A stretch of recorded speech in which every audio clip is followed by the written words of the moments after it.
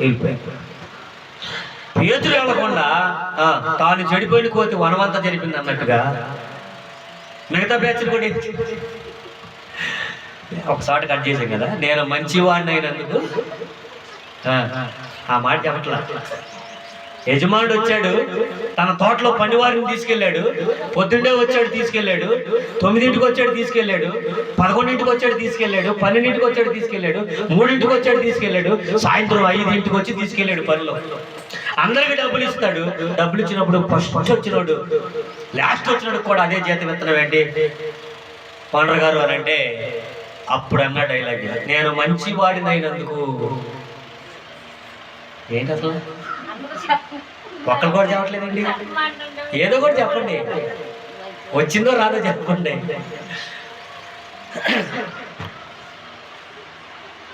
నేను మంచివాడిని అయినందుకు. పొద్దున్నే 6ంటికి వచ్చి నన్ను తీసుకెళ్ళావు ద్రాక్ష తోటలో పనికి, 9ంటికి వచ్చి ఒకరిని తీసుకొచ్చావు, 12ంటికి ఒకరిని తీసుకొచ్చావు, సాయంత్రం 5ంటికి ఒకరిని తీసుకొచ్చావు, అందరికీ ₹1 ఎత్తనావు,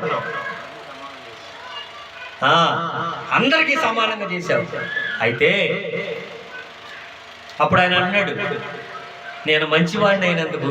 వాండర్ గారు అన్నాడు, అదే ఏమన్నాడు చెప్పండి, అందరికి సమానం. అదే అప్పుడు ఈయనేమన్నాడు ఆయన గురించి, పొద్దుండే వచ్చి అడుగుతున్న ఆయన గురించి ఏమన్నాడు, నేను మంచివాడిని అయినందుకు. మీతో పెట్టుకుంటే నేను మంచివాడిని అయినందుకు నీకు కడుపు మంటగా ఉందా, అది గ్యాస్ ట్రబుల్, ఇనో వేసుకోవాలి, లేకపోతే జెల్సీలు వేసుకోవాలి, లేకపోతే జంటాక్ వేసుకోవాలి, ఓమేజ్ వేసుకోవాలి, అయ్యగారికి ఇన్ని ట్యాబ్లెట్లు వేసుకోవాలి.